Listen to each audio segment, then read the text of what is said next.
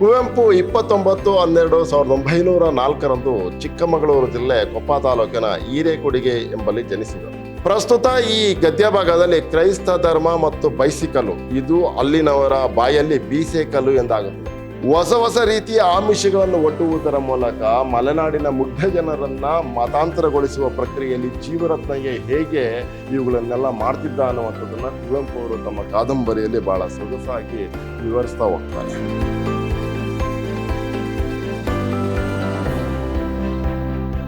ಎಲ್ಲರಿಗೂ ನಮಸ್ಕಾರ. ನನ್ನ ವೆಂಕಟೇಶ್ ಕೆ ಬಿ, ಕನ್ನಡ ಉಪನ್ಯಾಸಕ, ವಿದ್ಯಾಶ್ರಮ ಪ್ರಥಮ ದರ್ಜೆ ಕಾಲೇಜು ಮೈಸೂರು. ಪ್ರಿಯ ವಿದ್ಯಾರ್ಥಿ ಸ್ನೇಹಿತರೆ, ನಾನು ಮೈಸೂರು ವಿಶ್ವವಿದ್ಯಾಲಯಕ್ಕೆ ಸಂಬಂಧಪಟ್ಟ ಹಾಗೆ 4ನೇ ಚತುರ್ಮಾಸದ BCA ಮಕ್ಕಳಿಗಿಟ್ಟಿರುವಂತಹ ಕನ್ನಡ ಭಾಷಾ ಪಠ್ಯದಲ್ಲಿ ನಮ್ಮ ಕುವೆಂಪು ಅವರು ಬರೆದಿರುವಂತಹ ಒಂದು ವಿಶೇಷವಾದಂತಹ ಕಾದಂಬರಿ ಮಲೆಗಳಲ್ಲಿ ಮದುಮಗಳು ಅನ್ನುವಂಥ ಕಾದಂಬರಿಯ 5ನೇ ಭಾಗ ಬೀಸೆಕಲ್ಲು ಸವಾರಿ ಅನ್ನುವಂಥ ಭಾಗವನ್ನು ಕುರಿತು ಮಾತನಾಡುವನಿದ್ದೀನಿ. ಬನ್ನಿ, ಇದರ ವಿಶೇಷವನ್ನು ಕುರಿತು ಮಾತನಾಡುವ ಬದಲು ಇಂಥ ಒಳ್ಳೆಯ ಇದು ಕಾದಂಬರಿಯನ್ನು ಕೊಟ್ಟ ನಮ್ಮ ಕುವೆಂಪು ಅವರ ಕಿರುಪರಿಚಯವನ್ನು ಮಾಡ್ಕೊಳ್ಳೋಣ. ಕುವೆಂಪು 29/12/1904 ಚಿಕ್ಕಮಗಳೂರು ಜಿಲ್ಲೆ ಕೊಪ್ಪ ತಾಲೂಕಿನ ಹಿರೇಕೊಡಿಗೆ ಎಂಬಲ್ಲಿ ಜನಿಸಿದರು. 1904ರಲ್ಲಿ ಅವರು ಜನಿಸ್ತಾರೆ. ಕೊಪ್ಪ ತಾಲೂಕಿನ ಹಿರೇಕೊಡಿಗೆ ಎಂಬಲ್ಲಿ ಜನಿಸ್ತಾರೆ. ತಾಯಿ ಸೀತಮ್ಮ ಮತ್ತು ತಂದೆ ವೆಂಕಟಪ್ಪ ಗೌಡ ಅಂತೇಳಿ. ಅವರು ಕುಪ್ಪಳ್ಳಿಯಲ್ಲಿ ತಮ್ಮ ಬಾಲ್ಯ ಶಿಕ್ಷಣವನ್ನು ಕೈಗೊಂಡು ತೀರ್ಥಹಳ್ಳಿ, ಶಿವಮೊಗ್ಗಗಳಲ್ಲಿ ಪ್ರಾಥಮಿಕ ಮಾಧ್ಯಮಿಕ ಶಿಕ್ಷಣ ಪೂರೈಸ್ತಾರೆ. ಅನಂತರದ ವಿದ್ಯಾಭ್ಯಾಸಕ್ಕಾಗಿ ಮೈಸೂರಿಗೆ ಬಂದು ಇಲ್ಲಿನ ವೆಸ್ಲಿಯನ್ ಮಿಷನ್ ಆರ್ಡ್ವಿಕ್ ಹೈಸ್ಕೂಲ್ನಲ್ಲಿ ಪ್ರೌಢ ಶಿಕ್ಷಣ ಪಡೆಯುತ್ತಾರೆ. ಮಹಾರಾಜ ಕಾಲೇಜಿನಲ್ಲಿ BA ಆನರ್ಸ್ ಮತ್ತು ಕನ್ನಡ MA ಪದವಿ ಪಡೆದರು. ತಾವು ಓದಿದ ಕಾಲೇಜು ಹಾಗೂ ವಿಶ್ವವಿದ್ಯಾಲಯದಲ್ಲೇ ಅಧ್ಯಾಪಕರಾಗಿ, ಪ್ರಾಂಶುಪಾಲರಾಗಿ, ಕುಲಪತಿಗಳಾಗಿ ಸಾರ್ಥಕ ಸೇವೆ ಸಲ್ಲಿಸಿದರು. ತಾವು ಎಲ್ಲಿ ಓದಿದ್ರೋ ಅಲ್ಲೇ ಅಧ್ಯಾಪಕರಾಗಿ, ಪ್ರಾಧ್ಯಾಪಕರಾಗಿ, ಕೊನೆಗೆ ಕುಲಪತಿಗಳಾಗಿ ಕೆಲಸವನ್ನು ನಿರ್ವಹಿಸಿ ನಿವೃತ್ತಿಯನ್ನು ಹೊಂತಾರೆ. ಇದು ನಿಜವಾಗ್ಲೂ ಕೂಡ ಕನ್ನಡಿಗರೆಲ್ಲರೂ ಕೂಡ ಹೆಮ್ಮೆ ಪಡಬಹುದಾದಂತಹ ವಿಷಯ. ಆಧುನಿಕ ಯುಗದ ಭಾರತೀಯ ಲೇಖಕರಲ್ಲಿ ಕುವೆಂಪು ಅಗ್ರಮಾನ್ಯರು. ಹೌದು, ಆಧುನಿಕವಾಗಿ ಅಥವಾ ಹೊಸಗನ್ನಡ ಸಾಹಿತ್ಯದಲ್ಲಿ ಕಾವ್ಯವನ್ನ ರಚನೆ ಮಾಡ್ತಾ ಇರುವಂಥವರಲ್ಲಿ ಅಥವಾ ಆಧುನಿಕ ಕನ್ನಡ ಸಾಹಿತ್ಯ ರಚನೆಯ ಸಂದರ್ಭದಲ್ಲಿ ಇದ್ದಂಥ ಲೇಖಕರಲ್ಲಿ, ಕವಿಗಳಲ್ಲಿ ಅಗ್ರಮಾನ್ಯರು ಕುವೆಂಪು ಅವರು. ಕಳೆದ 20ನೇ ಶತಮಾನದ ಕನ್ನಡದ ಸಂಸ್ಕೃತಿಯು ಸೃಷ್ಟಿಸಿದ ದೊಡ್ಡ ಚಿಂತನಶೀಲ ವ್ಯಕ್ತಿತ್ವ ಅವರದು. ವಿಶೇಷವಾಗಿ ಅವರು ವೈಚಾರಿಕ ಪ್ರಜ್ಞೆಯ ಆರಾಧಕರು. ಯಾವ ಮೌಢ್ಯವನ್ನು ಕೂಡ ಅವರು ಪರಿಪಾಲಿಸ್ತಿರ್ಲಿಲ್ಲ. ಮಲೆನಾಡಿನ ರೋಗಗ್ರಸ್ತಗೊಂಡ ಬದುಕಿನ ಮಧ್ಯದಿಂದ ಎದ್ದು ಬಂದ ಅವರಿಗೆ ವೈಚಾರಿಕ ತತ್ವವು ಸಹಜವಾಗಿಯೇ ಆಕರ್ಷಿಸಿತು. ಮಲೆನಾಡಿನ ರೋಗಗ್ರಸ್ತಗೊಂಡ ಬದುಕಿನ ಮಧ್ಯದಿಂದ ಎದ್ದು ಬಂದ ಅವರಿಗೆ ವೈಚಾರಿಕ ತತ್ವ ಸಹಜವಾಗಿ ಆಕರ್ಷಿಸಿತು ಅಂತ ಹೇಳ್ತಾ ಇದ್ದಾರೆ. ನಿಜವಾಗ್ಲೂ ಎಂಥವ್ರಿಗೆ ಆದ್ರೂ ಕೂಡ ವೈಚಾರಿಕತೆ ಅನ್ನುವಂಥದ್ದು ಈ ರೀತಿಯಾಗಿ ಕೆಲಸ ಮಾಡಬೇಕು. ಅದನ್ನು ಅವರು ಇಲ್ಲಿ ಎಲ್ಲ ಜಂಜಡಗಳಿಂದ ಮನುಷ್ಯರನ್ನು ಬಿಡುಗಡೆಗೊಳಿಸುವ ಸಾಧನವಾಗಿ ಕಂಡರು. ಹೌದು, ಈ ರೀತಿಯ ಮೌಢ್ಯದಿಂದ ಯಾರು ನರಳ್ತಾ ಇದ್ದಾರೋ ಅವರೆಲ್ಲರನ್ನು ಕೂಡ ಅದರಿಂದ ಈಚೆಗೆ ತರಬೇಕು ಅನ್ನುವಂಥ ಯೋಚನೆಯನ್ನು ಮಾಡೋದಕ್ಕೆ ಸಹಕಾರಿಯಾಯಿತು. ಅದು ಮಾತ್ರವೇ ನಮ್ಮನ್ನು ಅನಾದಿ ಕಾಲದಿಂದ ಹುರಿದು ಮುಕ್ಕುತ್ತಿರುವ ಮೇಲು ಕೀಳಿನ ವಿರುದ್ಧ ವಿವೇಕ ಮತ್ತು ಧೈರ್ಯವನ್ನು ಕಟ್ಟಿಕೊಡಬಲ್ಲದು ಎಂಬುದನ್ನು ಬಲವಾಗಿ ನಂಬಿದರು. ಆದ್ದರಿಂದಲೇ ಅವರು ಭಾರತೀಯ ಸಾಹಿತ್ಯದ ಜೀವ ಚೈತನ್ಯವಾದ ವೈಚಾರಿಕ ಆಲೋಚನೆಯನ್ನು ಕನ್ನಡ ಭಾಷೆಯಲ್ಲಿ ಬಹಳ ದೂರದವರೆಗೆ ವಿಸ್ತರಿಸಿದರು. ಆ ಕಾರಣಕ್ಕೋಸ್ಕರನೇ ವೈಚಾರಿಕತೆ ಅನ್ನುವಂತಹ ಬಹಳ ವಿಶೇಷವಾದಂಥ ಪರಿಕಲ್ಪನೆಯನ್ನು ವಿಸ್ತಾರವಾಗಿ ಮನೆಗಂಡರು, ಪ್ರಚಾರ ಮಾಡಿದ್ರು. ತಮ್ಮ ಕಾವ್ಯದ ಉದ್ದಕ್ಕೂ ಅದನ್ನು ತಂದರು. ಅವರ ಚಿಂತನೆಗಳಲ್ಲಿ ಪ್ರಕಟವಾಗುವ ಒಂದು ರೀತಿಯ ಸಾಮಾಜಿಕ ನ್ಯಾಯದ ಅಧ್ಯಾತ್ಮವು ಈ ಹೊಸ ಚಿಂತನೆಯ ಒತ್ತಾಸೆಯಿಂದ ಮೂಡಿ ಬಂದದ್ದಾಗಿದೆ. ಈ ಅರ್ಥದಲ್ಲಿ ಇವರನ್ನು ಆಧುನಿಕ ವೈಚಾರಿಕತೆಯ ಮೂಲಚೇತನ ಎಂದು ಕರೆಯಬಹುದು. ಆ ಕಾರಣಕ್ಕೋಸ್ಕರ ಇವರು ಆಧುನಿಕ ವೈಚಾರಿಕತೆಯ ಮೂಲಚೇತನ ಅಂತ ಅಂದ್ಬಿಟ್ಟು ಕರಿಬಹುದು ಅಂತ ಅಂದ್ಬಿಟ್ಟು ಕನ್ನಡ ವಿಮರ್ಶಾ ಲೋಕ ಗುರುತಿಸ್ತಾ ಇದೆ. ಕುವೆಂಪು ನಿಜವಾದ ಅರ್ಥದ ವಿಶ್ವಪ್ರಜ್ಞೆಯ ಲೇಖಕರು. ಕನ್ನಡದಲ್ಲಿ ವಿಶ್ವ ಸಮಸ್ತವನ್ನು ಅಭಿವ್ಯಕ್ತಗೊಳಿಸಬೇಕೆಂಬ ಮಹಾಕನಸು ಅವರದಾಗಿತ್ತು. ಈ ದಿಕ್ಕಿನಲ್ಲಿ ಅವರು ಕನ್ನಡ ಭಾಷೆಯನ್ನು ಸಶಕ್ತಗೊಳಿಸಿದರು. ಕರುನಾಡ ಪರಿಸರವನ್ನು ಸೂಕ್ಷ್ಮಗೊಳಿಸಿದರು. ಕನ್ನಡಿಗರ ಸಂವೇದನೆಯನ್ನು ಆರೋಗ್ಯಪೂರ್ಣಗೊಳಿಸಿದರು. 100% ಸತ್ಯ ಅದೆಲ್ಲ. ಅಷ್ಟು ಮಾತ್ರವಲ್ಲ, ಕನ್ನಡ ಪ್ರಜ್ಞೆಯನ್ನು ವಿಸ್ತರಿಸಿ ವಿಶ್ವಪ್ರಜ್ಞೆಯಾಗಿಸಲು ನಿರಂತರ ಶ್ರಮಿಸಿದರು. ಸರ್ವಜನರ ಸುಖಕ್ಕೆ ಅಡ್ಡಿಯಾಗಿರುವ ಅಂಶಗಳನ್ನು ದೂರ ಮಾಡಿ ಪ್ರತಿಯೊಬ್ಬರೂ ವಿಶ್ವ ಕುಟುಂಬಿಗಳಾಗಿ ಬದುಕಲು ಅಗತ್ಯವಾಗಿರುವ ವಾತಾವರಣಕ್ಕಾಗಿ ಇನ್ನಿಲ್ಲದಂತೆ ಹಂಬಲಿಸಿದರು. ಹೌದು, ಎಲ್ಲರೂ ಕೂಡ ನಾವೆಲ್ಲರೂ ಒಂದೇ ಅನ್ನುವಂತಹ ಭಾವನೆಯನ್ನ ಎಲ್ಲರಲ್ಲೂ ತರಿಸ್ಬೇಕು ಅನ್ನುವಂತ ಹೇಳಿ ಆ ಕಾರಣಕ್ಕೋಸ್ಕರ ಮಿಡಿತಿದ್ರು ಅಂತ ಹೇಳ್ತಾರೆ. ಅವರಂತೆ ಲೋಕದ ಸರ್ವವನ್ನು ಒಳಗೊಳ್ಳಬೇಕೆಂಬ ಜಾಗತಿಕ ಪ್ರಜ್ಞೆಯ ಹಸಿವಿನಿಂದ ಸಾಹಿತ್ಯ ಕಲೆಯನ್ನು ದುಡಿಸಿಕೊಂಡವರು ವಿರಳ. ಇದು ಕುವೆಂಪು ಚೇತನದ ಹೆಗ್ಗಳಿಕೆ. ಪಂಚಮಂತ್ರ ಸಪ್ತಸೂತ್ರಗಳನ್ನು ಒಳಗೊಂಡ ವಿಶ್ವಮಾನವ ಸಂದೇಶ ಮತ್ತು ಅನಿಕೇತನ ಗೀತೆ ವಿಶ್ವ ಸಾಹಿತ್ಯಕ್ಕೆ ಕುವೆಂಪು ಅವರ ಕೊಡುಗೆಗಳಾಗಿವೆ. ನೋಡಿ ಎಷ್ಟು ಚೆನ್ನಾಗಿದೆ, ಪಂಚಮಂತ್ರ ಸಪ್ತಸೂತ್ರಗಳು ಮತ್ತು ವಿಶ್ವಮಾನವ ಸಂದೇಶ. ನಾವೆಲ್ಲರೂ ಕೂಡ ವಿಶ್ವಮಾನವರಾಗಿ ಹುಡ್ತೀವಿ, ಆಮೇಲೆ ಅಲ್ಪಮಾನವರಾಗಿ ಬೆಳಿತೀವಿ ಅಂತ ಅಂದ್ಬಿಟ್ಟು ಕುವೆಂಪು ಅವರು ಮಾತಾಡ್ತಾರೆ. ನೋಡಿ, ಇವರು ಮೂಲತಃ ಕವಿ. ಮೊದಲು ಕಿಶೋರ ಚಂದ್ರವಾಣಿ ಕಾವ್ಯನಾಮದಲ್ಲಿ ಕವಿತೆ ಬರೆಯಲು ಆರಂಭಿಸ್ತಾರೆ. ಕುವೆಂಪು ಅವರು ಮೊದಲು ತಮ್ಮ ಕಾವ್ಯನಾಮವನ್ನು ಕಿಶೋರ ಚಂದ್ರವಾಣಿ ಅನ್ನುವಂಥ ಹೆಸರಿನಿಂದ ಬರೆಯೋದು ಶುರುವಾಗ್ತಾರೆ.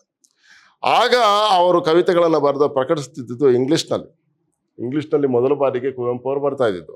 1922ರಲ್ಲಿ ಬಿಗಿನರ್ಸ್ ಮ್ಯೂಸ್ ಎಂಬ ಇಂಗ್ಲಿಷ್ ಕವನ ಸಂಕಲನವು ಪ್ರಕಟವಾಯಿತು. ಬಿಗಿನರ್ಸ್ ಮ್ಯೂಸ್ ಅನ್ನುವಂಥದ್ದು 1922ರಲ್ಲಿ ಪ್ರಕಟ ಆಗುತ್ತೆ. ಈ ನಡುವೆ ಐರಿಷ್ ಕವಿ ಜೇಮ್ಸ್ ಕಜಿನ್ ಎಂಬುವರ ಸೂಕ್ತ ಮಾರ್ಗದರ್ಶನ ಕನ್ನಡದ ಕಡೆಗೆ ಹೊರಳುವಂತೆ ಮಾಡಿತು. ಜೇಮ್ಸ್ ಕಜಿನ್ ಅನ್ನೋರು, ಇಲ್ಲಪ್ಪ ನೀನು ಕನ್ನಡದಲ್ಲೇ ಬರೆದ್ರೆ ಹೆಚ್ಚು ಪ್ರಭಾವಶೀಲವಾಗಿ ಬರೀಲಿಕ್ಕೆ ಸಾಧ್ಯ ಆಗುತ್ತೆ ಅಂತ ಹೇಳಿದ್ರು. ಅದ್ರ ಜೊತೆಗೆ AR ಕೃಷ್ಣಶಾಸ್ತ್ರಿ ಅವರು, TS ವೆಂಕಣ್ಣಯ್ಯವರು ಕೂಡ ಕನ್ನಡದ ಕಡೆಗೆ ಇವರು ಒಲವನ್ನು ಬೆಳೆಸ್ಕೊಳ್ಳೋದಕ್ಕೆ ಕಾರಣರಾದರು.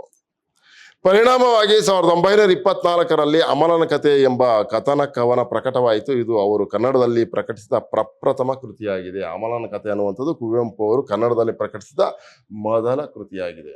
ಕುವೆಂಪು ಅವರ ಮೊದಲ ಕನ್ನಡ ಕವನ ಸಂಕಲನ ಕೊಳಲು 1930ರಲ್ಲಿ ಹೊರಬಂದಿತು. ಅಲ್ಲಿಂದ ಶುರುವಾಗಿ ಪಾಂಚಜನ್ಯ, ಕಲಾಸುಂದರಿ, ಪಕ್ಷಿಕಾಶಿ, ಕೋಗಿಲೆ ಮತ್ತು ಸೋವಿಯತ್ ರಷ್ಯಾ, ಚಂದ್ರಮಂಚಕ್ಕೆ ಬಾ ಚಕೋರಿ, ಅನಿಕೇತನ, ಜೇನಾಗುವ, ಇಕ್ಷುಗಂಗೋತ್ರಿ ಮೊದಲಾದ 20ಕ್ಕೂ ಹೆಚ್ಚು ಕವನ ಸಂಕಲನಗಳನ್ನು ಇವರು ಪ್ರಕಟಿಸಿದ್ದಾರೆ.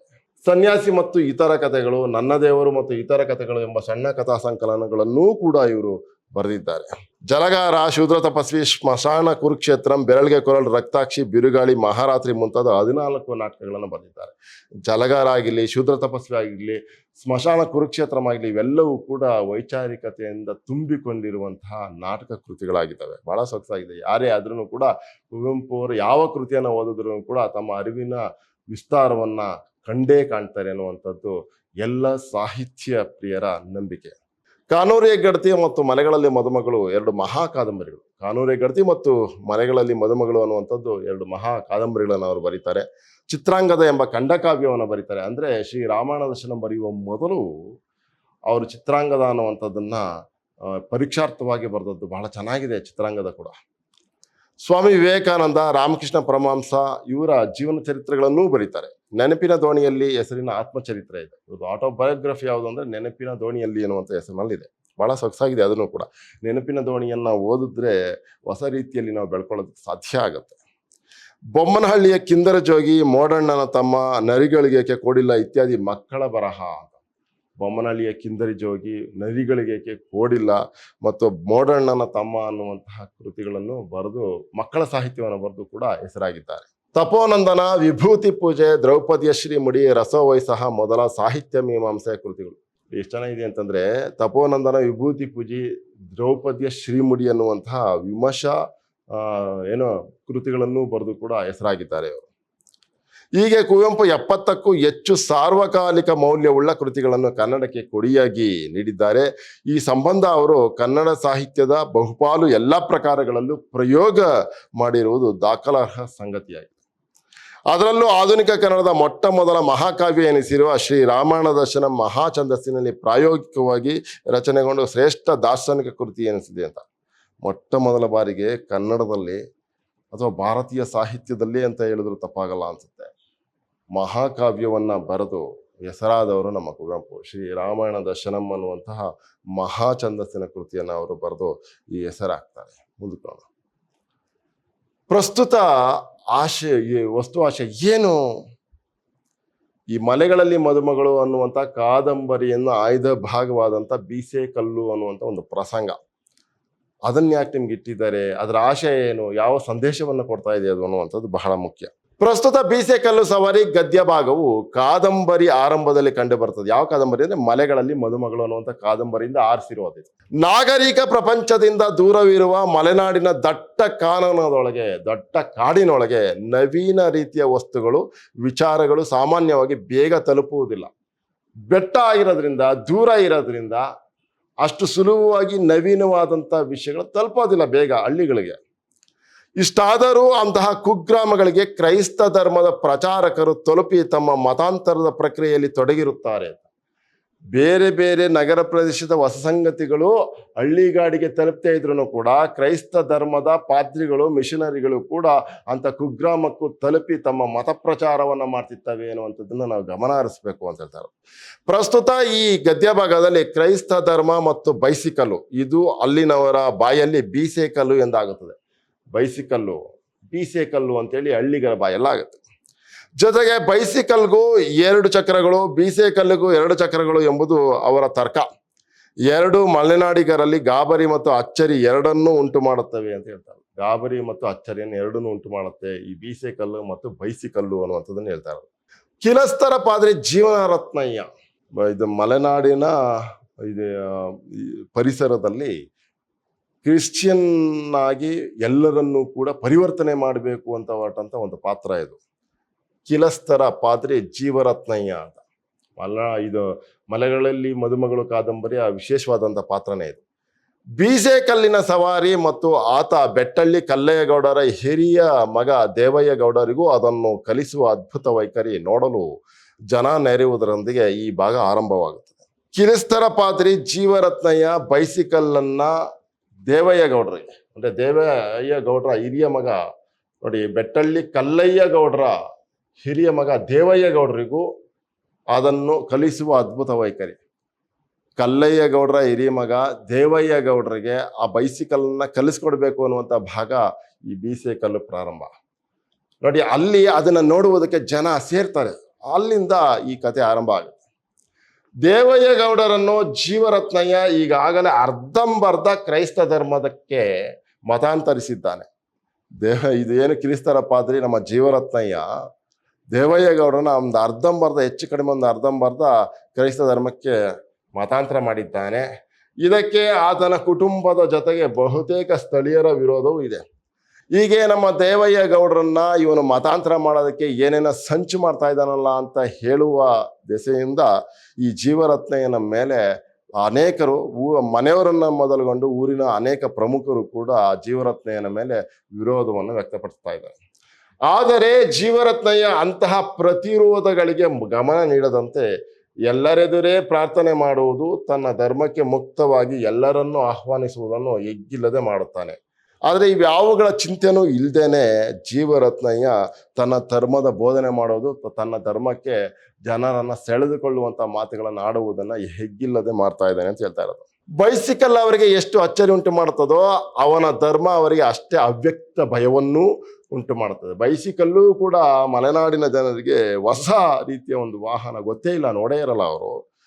ಆ ಬೈಸಿಕಲ್ ಎಷ್ಟು ಅವ್ಯಕ್ತವಾದಂಥ ಭಯವನ್ನು ಉಂಟು ಮಾಡುತ್ತೋ ಅವನ ಧರ್ಮವೂ ಕೂಡ ಅಷ್ಟೇ ಭಯವನ್ನು ಉಂಟು ಮಾಡುತ್ತೆ ಅಂತ ಹೇಳ್ತಾ ಇರೋದು. ಸ್ವತಂತ್ರ ಪೂರ್ವದಲ್ಲಿನ ಈ ರೀತಿಯ ಮತಾಂತರ ಪ್ರಕ್ರಿಯೆಗಳು ಕಾದಂಬರಿಯಲ್ಲಿ ಈ ಪಿಡುಗು ಯಾವ ರೀತಿಯ ಆಕಾರದಲ್ಲೇ ಬೇರು ಬಿಡತೊಡಗಿತ್ತೆಂದು ನಿಚ್ಚಳವಾಗಿ ತಿಳಿಯತೊಡಗುತ್ತದೆ. ಎಷ್ಟು ಚೆನ್ನಾಗಿ ಅದು ತಿಳಿಸುತ್ತೆ ಅಂತ. ಸ್ವಾತಂತ್ರ್ಯ ಪೂರ್ವದಲ್ಲಿ ಮತಾಂತರ ಪ್ರಕ್ರಿಯೆಗಳು ಹೇಗಿದ್ವು ಅನ್ನುವಂಥದ್ದು ಕೂಡ ಈ ಕಥೆಯ ಮೂಲಕ ನಮಗೆ ಸ್ಪಷ್ಟಗೊಳ್ತಾ ಹೋಗುತ್ತೆ. ಊರಿಗೆ ಫಾದರ್ ಆಗಿ ಬಂದ ಪಾದ್ರಿ ಜೀವರತ್ನಯ್ಯ ಹೇಗೆ ಅಮಾಯಕರ ಮುಗ್ಧರ ಮನಸ್ಸನ್ನು ಆಮಿಷಗಳೊಂದಿಗೆ ಸೆಳೆದುಕೊಂಡು ಅವರ ದಾರಿದ್ರ್ಯತೆಯನ್ನೇ ಬಂಡವಾಳವನ್ನಾಗಿಸಿ ಮತಾಂತರಕ್ಕೆ ಹುನ್ನಾರು ನಡೆಸಿದ್ದ ಎನ್ನುವುದನ್ನು ಕಣ್ಣಿಗೆ ಕಟ್ಟುವಂತೆ ಚಿತ್ರಿಸಿದ್ದಾರೆ ಕುವೆಂಪು. ಹೊಸ ರೀತಿಯ ಆಮಿಷಗಳನ್ನು ಒಡ್ಡುವುದರ ಮೂಲಕ ಮಲೆನಾಡಿನ ಮುಗ್ಧ ಜನರನ್ನ ಮತಾಂತರಗೊಳಿಸುವ ಪ್ರಕ್ರಿಯೆಯಲ್ಲಿ ಜೀವರತ್ನಯ್ಯ ಹೇಗೆ ಇವುಗಳನ್ನೆಲ್ಲ ಮಾಡ್ತಿದ್ದ ಅನ್ನುವಂಥದ್ದನ್ನ ಕುವೆಂಪು ಅವರು ತಮ್ಮ ಕಾದಂಬರಿಯಲ್ಲಿ ಬಹಳ ಸೊಗಸಾಗಿ ವಿವರಿಸ್ತಾ ಹೋಗ್ತಾರೆ. ಹಾಗೆಯೇ ಈ ಭಾಗದಲ್ಲಿರುವ ಮತ್ತೊಂದು ಪ್ರಮುಖ ಅಂಶವೆಂದರೆ ಪ್ರಾಕೃತಿಕ ವರ್ಣನೆ, ಪ್ರಕೃತಿಯ ವರ್ಣನೆ ಅಂತ ಹೇಳ್ತಾರೆ. ನಿಸರ್ಗದ ವರ್ಣನೆಯನ್ನ ಬಿಟ್ಟು ಯಾವ ವಿಷಯವನ್ನು ಮಾತಾಡೋದೇ ಇಲ್ಲ ಕುವೆಂಪು. ಆ ಥರದ್ದೊಂದು ವಿಷಯವೂ ಕೂಡ ಈ ಕಥೆಯ ಭಾಗದಲ್ಲಿ ಬರುತ್ತೆ. ಮಲೆನಾಡಿನ ಚಿತ್ರಣ ರುದ್ರಭಯಂಕರವೆನಿಸುತ್ತದೆ. ಪ್ರತಿಯೊಂದು ಸನ್ನಿವೇಶ ಘಟನೆಗಳ ಚಿತ್ರಣ ಕಣ್ಣಿಗೆ ಕಟ್ಟಿದಂತೆ, ಕಿವಿಗೆ ಕೇಳಿದಂತೆ ಓದಿಗನಿಗೂ ಭಾಸವಾಗುವಷ್ಟು ವಾಸ್ತವವಾಗಿದೆ. ನಾವು ಈ ಕಥೆಯನ್ನ ಓದ್ತಾ ಹೋದ್ರೆ ಅಯ್ಯೋ ನಾವು ಅದ್ರ ಮಧ್ಯದಲ್ಲೇ ಇದ್ದೀವೇನೋ, ಆ ಸನ್ನಿವೇಶಗಳು ನಡೀತಾ ಇರುವಂತ ಮಧ್ಯದಲ್ಲೇ ಇದ್ದೀವೇನೋ ನಾವು ಅನ್ನೋಷ್ಟು ಮಟ್ಟಿಗೆ ವಾಸ್ತವವಾಗಿದೆ ಅಂತ ಹೇಳ್ತಾರೆ. ಬೀಸೆಕಲ್ಲು ಸವಾರಿ ಇಲ್ಲಿಂದ ಆರಂಭ ಆಗುತ್ತೆ. ಬೀಸೆಕಲ್ಲು ಅಂತಂದ್ರೆ ಬೈಸಿಕಲ್ಲು, ಅದನ್ನೆಲ್ಲ ಮಾತಾಡ್ತಾರೆ ಇಲ್ಲೇನೆ. ಯಾಕೆ ಬೈಸಿಕಲ್ಲು ಅನ್ನುವಂಥದ್ದು ಬೀಸೆಕಲ್ಲು ಅಂತೇಳಿ ಮಲೆನಾಡಿನ ಜನ ಯಾಕೆ ಅಂದುಕೊಂಡ್ರು, ಯಾವ ಕಾರಣಕ್ಕೆ ಅಂದ್ಕೊಂಡ್ರು ಅನ್ನುವಂಥದ್ದನ್ನೆಲ್ಲ ಮಾತಾಡ್ತಾರೆ. ಯಾಕಂದ್ರೆ ಅವ್ರಿಗೆ ಗೊತ್ತಿಲ್ಲದೆ ಇರುವಂಥ ಯಂತ್ರ ಇದು ಸೈಕಲ್ಲು ಅನ್ನುವಂಥದ್ದು. ಕಿಲಸ್ತರ ಪಾದ್ರಿ ಜೀವರತ್ನಯ್ಯನ ಬೀಸೆಕಲ್ಲಿನ ಸವಾರಿ ಮತ್ತು ಆತ ಬೆಟ್ಟಳ್ಳಿ ಕಲ್ಲಯ್ಯ ಗೌಡರ ಹಿರಿಯ ಮಗ ದೇವಯ್ಯ ಗೌಡರಿಗೂ ಅದನ್ನು ಕಲಿಸುವ ಅದ್ಭುತ ಅದ್ಭುತ ವೈಖರಿ ಎರಡೂ ಗುತ್ತಿಯ ಮನಸ್ಸನ್ನು ಆಕರ್ಷಿಸಿದ್ದರೂ ಅವನು ಮೊದಲು ಒಲೆಗೇರಿಗೆ ಹೋಗಿ ಆನಂತರವೇ ಬೆಟ್ಟಳ್ಳಿ ಅಕ್ಕಲಿಗೆ ಹೋಗುವುದು ಎಂದು ನಿಶ್ಚಯಿಸಿದ್ದನು. ಆದರೆ ದಾರಿಯಲ್ಲಿ ಹಳೆ ಮನೆ ಒಲೆಯರ ಕೆಲವರು, ಕೋಣೂರಿನ ಘಟ್ಟದವರಲ್ಲಿ ಕೆಲವರು ಸಿಕ್ಕಿದ್ದರಿಂದ ಮಾತಾಡುತ್ತಾ ಸಂಘದ ಹೊನಲಿಗೆ ಸಿಕ್ಕಿದವನಂತೆ ಒಲೆಗೇರಿಗೆ ಅಗಚುವೆಡೆ ಮರೆತು ಬೆಟ್ಟಳ್ಳಿ ಮನೆಗೆ ಹೋಗುವ ದಾರಿಯಲ್ಲಿ ಸಂಗಾತಿಗಳ ಜೊತೆ ಮುಂಬರಿದಿದ್ದನು. ಹುಲಿಯ ಬಗಳಿದ್ದನ್ನೂ ಆಲಿಸಿಯೂ ಆಲಿಸದವನಂತೆ ಸಂವಾದಾಸಕ್ತನಾಗಿ ಬೀಸೆ ಕಲ್ಲಿನ ಮೇಲೆ ಹ್ಯಾಂಗೋ ಸವಾರಿ ಮಾಡೋದು, ಆ ಪಾದ್ರಿಗೆ ಏನೋ ಹಸಿರು ಗೊತ್ತಿರಬಾಯ್ದು, ಮತ್ತೆ ಹಸಿರು ಗೊತ್ತಿರೋಕೆ ಸಣ್ಣಗೌಡರ ಮೇಲೆ ಮಂಕು ಬೂದಿ ಎರಚಿ ಕಿರಸ್ತರ ಜಾತಿಗೆ ಸೇರಿಸೋಕೆ ಮಾಡ್ಯಾನಂತೆ ಅಂತ ಅಂದ್ಬಿಟ್ಟು ಮಾತಾಡ್ತಾ ಇದೆ. ಇದು ನೋಡಿ ಎಷ್ಟು ಸೊಗಸಾಗಿದೆ. ಕಿರಸ್ತರ ಪಾದ್ರಿ ಜೀವರತ್ನಯ್ಯನ ಬೀಸೆ ಕಲ್ಲಿನ ಸವಾರಿ ಮತ್ತು ಆತ ಬೆಟ್ಟಳ್ಳಿ ಕಲ್ಲಯ್ಯ ಗೌಡರ ಹಿರಿಯ ಮಗ ದೇವಯ್ಯಗೌಡರಿಗೂ ಅದನ್ನು ಕಲಿಸುವ ಅದ್ಭುತ ವೈಖರಿಯನ್ನ ಎರಡೂ ಗುತ್ತಿಯ ಮನಸ್ಸನ್ನು ಆಕರ್ಷಿಸಿದ್ರು. ಗುತ್ತಿ ಅನ್ನುವಂಥದ್ದು ಒಂದು ಪಾತ್ರ, ಅವನೊಬ್ಬ ವ್ಯಕ್ತಿ, ಅವನು ಯಾವುದೋ ಒಂದು ವಿಷಯವನ್ನ ತೆಗೆದುಕೊಂಡು ಕಲ್ಲಯ್ಯ ಗೌಡರಿಗೆ ಏನು ಹೇಳಬೇಕಾಗಿದೆ, ಆ ಕಾರಣಕ್ಕೋಸ್ಕರ ಬೆಟ್ಟಳ್ಳಿಯ ಹಕ್ಕಲಿಗೆ ಹೋಗ್ಬೇಕಾಗಿದೆ ಅವನು. ಆ ಕಾರಣಕ್ಕೆ ಅವನು ಬೆಟ್ಟಳ್ಳಿ ಕಲ್ಲಯ್ಯ ಗೌಡರ ಹಿರಿಯ ಮಗ ದೇವಯ್ಯ ಗೌಡರಿಗೂ ಅದನ್ನು ಕಲಿಸುವ ಅದ್ಭುತ ವೈಖರಿ ಎರಡೂ ಗುತ್ತಿಯ ಮನಸ್ಸನ್ನು ಆಕರ್ಷಿಸಿದ್ದರು. ಬೀಸೆ ಕಲ್ಲಿನ ಸವಾರಿಯನ್ನ ಬೆಟ್ಟಳ್ಳಿ ಕಲ್ಲಯ್ಯ ಗೌಡರ ಮಗ ಇದ್ನಲ್ಲ, ಹಿರಿಯ ಮಗ ದೇವಯ್ಯ ಗೌಡರಿಗೂ ಅದನ್ನು ಕಲಿಸುವ ಅದ್ಭುತ ವೈಖರಿ, ಈ ಎರಡನ್ನೂ ನೋಡಬೇಕು ಅಂತ ಹೇಳಿ ಬಹಳ ವಿಶೇಷವಾದಂಥ ಆಸಕ್ತಿ ಅವನಿಗಿದ್ದಾಗಿಯೂ ಕೂಡ ಅವನು ಅಲ್ಲಿಗೆ ಹೋಗೋದಕ್ಕೆ ಸಾಧ್ಯ ಆಗ್ತಾರ ಅಂತ ಅಂದ್ಬಿಟ್ಟು ಮಾತಾಡ್ತಾ ಇರೋದು ಗುತ್ತಿ ಎನ್ನುವಂಥ ವ್ಯಕ್ತಿ. ಆದರೆ ದಾರಿಯಲ್ಲಿ ಹಳೆ ಮನೆ ಒಲೆಯರು ಕೆಲವರು ಸಿಕ್ಕಿದ್ಮೇಲೆ ಅವರೆಲ್ಲ ಸ್ನೇಹಿತರಾಗಿರ್ತಾರೆ. ದಾರಿಯಲ್ಲಿ ಹಳೆ ಮನೆ ಒಲೆಯರ ಕೆಲವರು, ಕೋಣೂರಿನ ಘಟ್ಟದವರಲ್ಲಿ ಕೆಲವರು ಸಿಕ್ಕಿದ್ದರಿಂದ ಕೋಣೂರಿನ ಘಟ್ಟದವರು, ಆಮೇಲೆ ಅದಾದ್ಮೇಲೆ ಹಳೆ ಮನೆ ಒಲೆಯರು, ಇವರೆಲ್ಲ ಸಿಕ್ಕಿದ್ಮೇಲೆ ಅವರು ಸಂಗಾತಿಗಳಾಗಿದ್ರು, ಸ್ನೇಹಿತರಾಗಿದ್ರು, ಮಾತಾಡ್ತಾ ನಿಂತ್ಕೊಂಡ. ಸಂಘದ ಹೊನಲಿಗೆ ಸಿಕ್ಕಿದವನಂತೆ ಹೊಲಗೇರಿಗೆ ಅಗಚುವೆಡೆ ಮರೆತು ಬೆಟ್ಟಳ್ಳಿಯ ಮನೆಗೆ ಹೋಗುವ ದಾರಿಯಲ್ಲಿ ಸಂಗಾತಿಗಳ ಜೊತೆ ಮುಂಬರೆದಿದ್ದನು. ಅವನು ಮಾಡಬೇಕಾಗಿದ್ದಂಥ ಕೆಲಸವನ್ನ ಮರೆತುಬಿಟ್ಟು ಇವ್ರ ಜೊತೆ ಮಾತಾಡ್ತಾ ನಿಂತ್ಕೊಂಡ ಅಂತ ಹೇಳ್ತಾ ಇರೋದು. ಹುಲಿಯ ಬೊಗಳಿದ್ದನು, ಅವನ ಜೊತೆ ಇದ್ದಂಥ ಹುಲಿಯ ಅನ್ನುವಂಥ ನಾಯಿ, ಅದು ಬೊಗಳಿದ್ದನ್ನು ಗಮನಿಸ್ತೆ ಅವನು ಮಾತಾಡ್ತಾ ನಿಂತ್ಕೊಂಡ ಅಂತ. ಅವಾಗ ಮಾತಾಡ್ತಾ ಇದ್ದಾನೆ, ಅಪ್ಪ ಇದೇನೋ ಇದು ಅದಾಯ್ತಾ, ಬೆಟ್ಟಳ್ಳಿ ಕಲ್ಲಯ್ಯ ಗೌಡರ ಮಗ ದೇವೇಗೌಡರಿಗೆ ಕಿಲಿಸ್ತಾರಪ್ಪ, ಅದ್ರ ಜೀವರತ್ನಯ್ಯ ಇದನ್ನ ಕಲಿಸ್ತಾನಂತಲ್ಲಪ್ಪ, ಸೈಕಲ್ ಹೊಡಿಯೋದನ್ನ, ಬೀಸೆ ಕಲ್ಲನ್ನ ಅಂತ. ನೋಡಿ, ಬೀಸೆ ಕಲ್ಲಿನ ಮೇಲೆ ಹ್ಯಾಂಗೋ ಸವಾರಿ ಮಾಡೋದು, ಆ ಪಾದ್ರಿಗೆ ಏನೋ ಹಸುರು ಗೊತ್ತಿರಬಾಯ್ದು, ಏನೋ ಮಾಟ ಮಂತ್ರ ಗೊತ್ತಿರಬಾಯ್ದು, ಗೊತ್ತಾಯ್ತಾ. ಮತ್ತೆ ಹಸುರು ಗೊತ್ತಿರೋಕೆ ಸಣ್ಣಗೌಡರ ಮೇಲೆ ಮಂಕು ಬೂದಿ ಎರಚಿ ಕಿರಸ್ತರ ಜಾತಿಗೆ ಸೇರ್ಸೋಕೆ ಮಾಡ್ಯಾನಂತೆ. ಹೌದು, ಆ ಕಾರಣಕ್ಕೆ ಅವನು ಮಾಟ ಮಂತ್ರ ಗೊತ್ತಿರೋದ್ರಿಂದಾನೇ ಅವನನ್ನ ನಮ್ಮ ಕ್ರಿಶ್ಚಿಯನ್ ಜಾತಿಗೆ ಸೇರಿಸ್ಬೇಕಂತ ಮಾಡಿರೋದು, ಕಿರಸ್ತರ ಜಾತಿಗೆ ಸೇರಿಸ್ಬಿಡ್ಬೇಕಂತ ಮಾಡವನೇ ಆ ಜೀವರತ್ನಯ್ಯ ಅಂತ ಅಂದ್ಬಿಟ್ಟು ಮಾತಾಡ್ತಾ ಇರೋದು. ಬೀಸೆ ಕಲ್ಲ ಮೇಲೆ ಹತ್ತಿ ಕುತ್ಕತಾನಂತೆ, ಗೂಟ ಹಿಡಿದು ನಾವೆಲ್ಲ ಬೀಸೋ ಹಾಗೆ ಗಿರನೆ ತಿರುಗಿಸ್ತಾನಂತೆ. ಬೀಸೆ ಕಲ್ಲು ಅನಾಮತ್ತು ಮೇಲೆದ್ದು ಎಲ್ಲಿಂಗಂದ್ರೆ ಅಲ್ಲಿಗೆ ಕಣ್ಮುಚ್ಚಿ ಬಿಡೋದ್ರ ಒಳಗಡೆ ಹೋಗ್ತದಂತೆ. ಬೀಸೆ ಕಲ್ಲು ಅನ್ನುವಂಥದ್ದು ನೋಡಪ್ಪ, ಅನಾಮತ್ತಾಗೆ ಕುತ್ಕೊಂಡ್ಬಿಡ್ತಾರಂತೆ ಅದ್ರ ಮೇಲೆ, ಅದು ಎಲ್ಲಿಗೆ ಬೇಕಾದ್ರೆ ಕರ್ಕೊಂಡು ಹೋಯ್ತದಂತೆ ಅಂತ. ಅಂತೂ ನಮ್ಮ ಬೆಟ್ಟಳ್ಳಿ ಒಡೆಯರು ಏನಾರು ಒಂದು ಹೊಸದು ಮಾಡ್ತಾನೆ ಇರ್ತಾರೆ. ಈ ಪಾಸಲೆಗೆಲ್ಲ ಅವರೇ ಮೊದಲು ಗಾಡಿ ತರಿಸ್ತವ್ರು. ಅಪ್ಪ ನಮ್ಮ ಈ ಗೌಡ್ರು ಇದಾರಲ್ಲ, ಅವ್ರು ಏನಾದ್ರೂ ಒಂದು ವಸ್ತು ಮಾಡ್ತಾನೆ ಇರ್ತಾರೆ ನಮ್ಮ ಬೆಟ್ಟಳ್ಳಿ ಒಡೆಯರು. ಈ ಪಾಸಾಲೆಗೆಲ್ಲ, ಈ ಏರಿಯಾಗೆಲ್ಲ ಅಂತ ಅಂದ್ಬಿಟ್ಟು ಹೇಳ್ತಾರಲ್ಲ, ಆ ಥರ ಮೊದಲು ಗಾಡಿ ತರಿಸ್ತವ್ರು ಅವರೇ. ಒಂದು ಕುದುರೆ ಬೇರೆ ತರಿಸಿದ್ರಪ್ಪ, ಏನಾಯ್ತದು, ಅದು ಅಲ್ಲೆಲ್ಲೋ ಕ್ವಾಟದ ಅಗಳಿಗೆ ಬಿದ್ದು ಸ್ವಂಟ ಮುರ್ಕೊಂಡು ಸತ್ತು ಹೋತಂತೆ ಅಂತ ಹೇಳ್ತಾರೆ.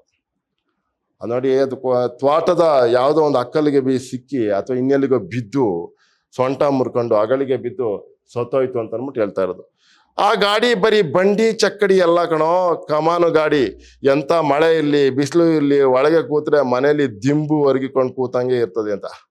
ಆ ಗಾಡಿ ಅಂತಾರೆ ಕಮಾನು ಗಾಡಿ, ಬಹಳ ಸೊಗಸಾಗಿದೆ. ಮಾಮೂಲಿ ಏನೋ ಗಾಡಿ ಏನಲ್ಲ, ಅದು ಬಹಳ ಸೊಗಸಾಗಿದೆ, ಹೊರ್ಕೊಂಡು ಕೂತ್ಕೊಂಡ್ರೆ ಮನೇಲೆ ಕೂತಂಗ ಆಗುತ್ತೆ ಅಂತ ಅಂದ್ಬಿಟ್ಟು ಹೇಳ್ತಾ ಇರೋದು.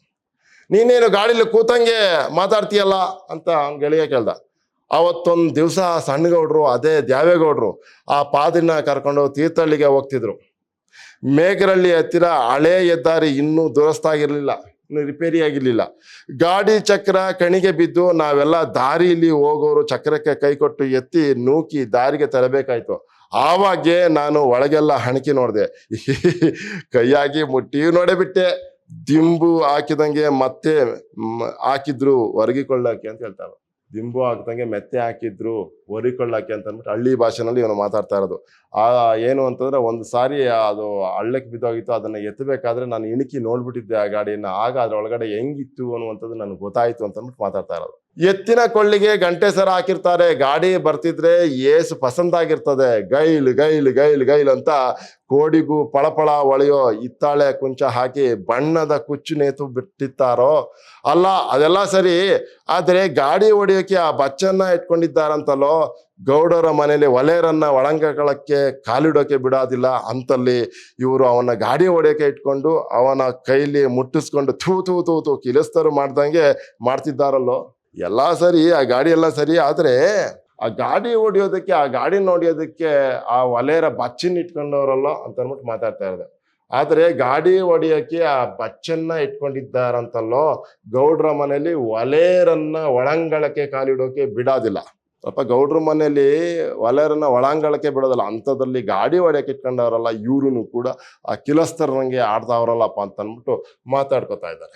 ಅದೆಲ್ಲ ಪಾದ್ರಿ ಹಾಕಿರೋ ಮಂಕು ಬೂದಿ ದೆಸೆ ಕಾಣೋ, ಅದೆಲ್ಲವೂ ಕೂಡ ಪಾದ್ರಿ ಜೀವರತ್ನ ಇದಲ್ಲ ಅವ ಹಾಕಿರುವಂತ ಮಂಕ್ ಬುದ್ಧಿ ಕಣೋ, ಅದು ಗೊತ್ತಿರ್ಲಿ ನಿನಗೆ ಅಂತ ಅಂದ್ಬಿಟ್ಟು ಹೇಳ್ತಾ ಇರೋದು. ಅದೆಲ್ಲ ಪಾದ್ರಿ ಹಾಕಿರೋ ಮಂಕ್ ಬುದ್ಧಿ ದೆಸೆ ಕಾಣೋ, ಅವರನ್ನ ತೀರ್ಥಹಳ್ಳಿ ಪ್ಯಾಟೆಗೆ, ಶಿವಮೊಗ್ಗ ಶಹರಿಗೆ ಶಹರಿಗೆ ಅಂದ್ರೆ ನಗರಕ್ಕೆ ಅಂತ ಕರ್ಕೊಂಡು ಹೋಗಿ ಕುಣಿಸಿ, ಆ ಯುರೋಪಿಯನ್ ಬಿಳಿದೊರೆ ಪಾದ್ರಿ ಇದ್ದಾನಂತಲ್ಲ ಅವನ ಹತ್ರನು ಬೋಧನೆ ಮಾಡ್ಲಿ ಕುಣಿಸಿ ಅವರ ಬುದ್ಧಿನೇ ಕೆಡಿಸ್ಬಿಟ್ಟಿದ್ದಾನಂತೆ. ಸೈ ಬಿಡು.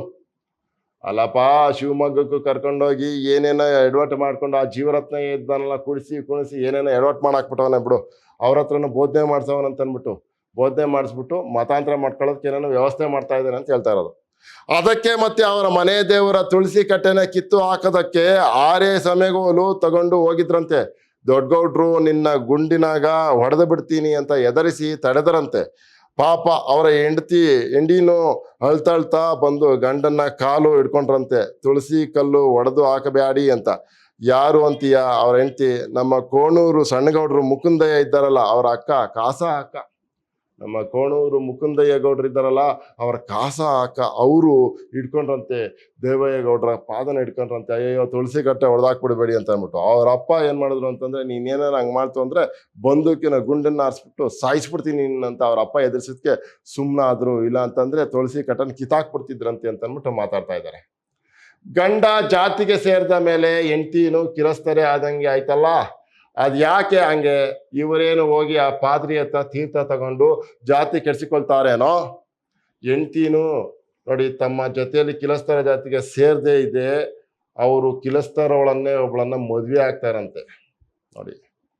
ಆಗೊಂದ್ ವೇಳೆ ಹೆಂಡತಿ ಏನಾದ್ರೂ ಸೇರದೇ ಇದ್ರೆ ಇವರು ಕಿಲಸ್ತರ ಜಾತಿ ಹೆಣ್ಮಗಳನ್ನೇ ಮದ್ವೆ ಆಯ್ತಾರಂತೆ. ಅದೇ ಅಂತೆ ಕಣೋ ಕುಶಾಮತ್ತು ಅಂತ ಹೇಳ್ತಾ ಇರೋದು. ಏನು? ಆ ಪಾದ್ರಿಗೆ 8-10 ಜನ ಒಂದು ಹಿಂಡೆ ಹೆಣ್ಣು ಮಕ್ಕಳು ಅವೆಯಂತೆ. ನೋಡಿ ಅವೆಯಂತೂ ಅದು ದಿಂಡೆ ಹೆಣ್ಣಗಳಂತೆ ಹೇಳ್ತಾ ಇರೋದು ಅವಳು. ಈ ಗೌಡ್ರನ್ನ ಕರ್ಕೊಂಡು ಹೋಗಿ ಅವರ ಕೈಯಲ್ಲಿ ಊಟ ಗೀಟ ಹಾಕಿ ಮೆಹನತ್ ಮಾಡಿದ್ದಾನಂತೆ. ಅದು ಒಂದು ಕಥೆನೇ ಆಗ್ಬಿಟ್ಟಿದ್ದಂತೆ, ಅದೊಂದು ಕಥೆನೇ ಆಗ್ಬಿಟ್ಟೈತೆ ಅಂತ ಹೇಳ್ತಾ ಇರೋದು. ಅಂತೂ ಒಳ್ಳೆ ಕಿಸುಗೊಳ್ಳಿನೇ ಆಗ್ಯದ ಅನ್ನೋ ಪಾಪ. ಆ ಕೋಣೂರು ಅಮ್ಮಗೆ ಒಂದು ಎಲ್ಲೋ ವರ್ಷದ ಒಂದು ಮಗು ನೋಡಿ, ಎಷ್ಟೈಂದ ಒಂದು ಎಲ್ಲೋ ವರ್ಷದ ಒಂದು ಮಗು ಬ್ಯಾರೆ. ಅದೇ ಕಣೋ ಗಂಡು ಹೆಣ್ಣು ಎಷ್ಟು ಚೆನ್ನಾಗಿರುತ್ತೆ. ಗಂಡೋ ಹೆಣ್ಣು ಅಂತ ಅವನ ಕೇಳ್ದ, ಅದಕ್ಕೆ ಅವನು ಹೇಳ್ತಾ ಇರೋದೆ ಹೆಣ್ಣೋ ಗಂಡು ಅಂತಂದ ಗಂಡು ಅಂತ ಹೇಳ್ತಾರೆ. ಮೊಮ್ಮಗನ್ನ ಎಲ್ಲಿ ಬಿಟ್ಟಾರು ನಮ್ಮ ದೊಡ್ಡಗೌಡ್ರು? ಆ ಪಾದಿನ ಸೀಳಿ ಹಾಕ್ಬಿಟ್ಟಾರು ಹೇಳ್ತಾ ಇರೋದು. ಆ ಪಾದಿನ ಸೀಳಿ ಬಿಟ್ಟಾರು ಅಂತ ಅಂದ್ಬಿಟ್ಟು ಹೇಳ್ತಾ ಇರೋದು. ಓಹೋಹೋ, ಏನು ಗಲಾಟೆ ಕೇಳಿಸ್ತಾ ಇದೆಯೋ ಅಕ್ಕಲಾಗೆ? ಆ ಬೀಸೆ ಕಲ್ಲು ಸವಾರಿ ನೋಡಕ್ಕೆ ಜನ ಗೇರಿಸಿ ಬಿಟ್ಟಿದೆ ಅಂತ ಕಾಣದೆ ಗುತ್ತಿ ಸಂಗಾತಿಗಳೊಡನೆ ಬೆಟ್ಟಳ್ಳಿ ಅಕ್ಕಲನ್ನು ತಲುಪಿದಾಗ ಇನ್ನೂ ಬೀಸೆ ಕಲ್ಲು ಸವಾರಿ ಪ್ರಾರಂಭವಾಗಿರಲಿಲ್ಲ. ಆದರೆ ಸಮೀಪದ ಹಳ್ಳಿ ಮನೆಗಳ ಆಳು ಕಾಳು ಮಕ್ಕಳು ಮರಿಗಳೆಲ್ಲ ಸೋಜಿಗ ನೋಡುವ ಕಾತರದಿಂದ ಪ್ರೇರಿತರಾಗಿ ಒತ್ತಿಗೆ ಮೊದಲೇ ನೇರಿದ್ದರಿಂದ ಸಂತೆ ಜಾತ್ರೆಗಳಲ್ಲಾಗುವಂತೆ ಸದ್ದು ಮೊಳಗತೊಡಗಿತು ಅಂತ. ಆ ಬೀಸೆ ಕಲ್ಲನ್ನ ಹೆಂಗ್ ಓಡಿಸ್ತಾರೋ ಹೆಂಗ್ ಮಾಡ್ತಾರೋ ಅನ್ನುವಂಥದ್ದನ್ನ ನೋಡೋದಕ್ಕೆ ಅವರೆಲ್ಲರೂ ಸಜ್ಜಾಗಿದ್ರು. ಆ ಕಾರಣಕ್ಕೆ ಜಾತೆಯಲ್ಲಿ ಗುಜು ಸದ್ದು ಬರೋ ಹಂಗೆ ಇಲ್ಲಿ ಸದ್ದು ಹಾಕ್ತಾ ಇದೆ ಅಂತ ಹೇಳ್ತಾ ಇರೋದು. ತೀರ್ಥಹಳ್ಳಿಯ ಪಾದ್ರಿ ಜೀವರತ್ನ ಉತ್ಸಾಹಿ ಯುವಕನಾಗಿದ್ದ ಬೆಟ್ಟಳ್ಳಿ ದೇವಯ್ಯನಿಗೆ ಬೈಸಿಕಲ್ ಕಲಿಸಲು ಮಾತು ಕೊಟ್ಟಿದ್ದ ವಾರ್ತೆ ವಿವಿಧ ರೂಪ ಧರಿಸಿ ಸುತ್ತಮುತ್ತನ ಹಳ್ಳಿಗಳಲ್ಲಿ ಹಬ್ಬಿ ಬೆಟ್ಟಳ್ಳಿಯ ಹಕ್ಕಲಿಗೆ ಜನರನ್ನು ಆಕರ್ಷಿಸಿತು. ಏನು ಅಂತಂದ್ರೆ ಬೆಟ್ಟಳ್ಳಿ ಈ ತೀರ್ಥಹಳ್ಳಿಯ ಪಾದ್ರಿ ಜೀವರತ್ನಯ್ಯ ಉತ್ಸಾಹಿ ಯುವಕನಾಗಿದ್ದಂತ ನಮ್ಮ ಬೆಟ್ಟಳ್ಳಿ ದೇವಯ್ಯನಿಗೆ, ದೇವಯ್ಯ ಗೌಡ್ರು ದೇವಯ್ಯ ಎರಡು ಒಂದೇ, ಬೈಸಿಕಲ್ ಕಲಿಸಲು ಮಾತು ಕೊಟ್ಟಿದ್ದಂತಹ ಆ ವಿಚಾರ ಸುತ್ತ ಹಳ್ಳಿಗೂ ಸೇರಿ ಹೆಂಗ್ ಕಲಿಸ್ತಾರೆ ಏನು ಎತ್ತ ಅನ್ನುವಂಥ ಕಾರಣಕ್ಕೆ ಅದನ್ನ ನೋಡೋದಕ್ಕೆ ಎಲ್ಲಾ ಜನಗಳು ಸುತ್ತ ಹಳ್ಳಿಯಿಂದ ಬಂದಿದ್ರು.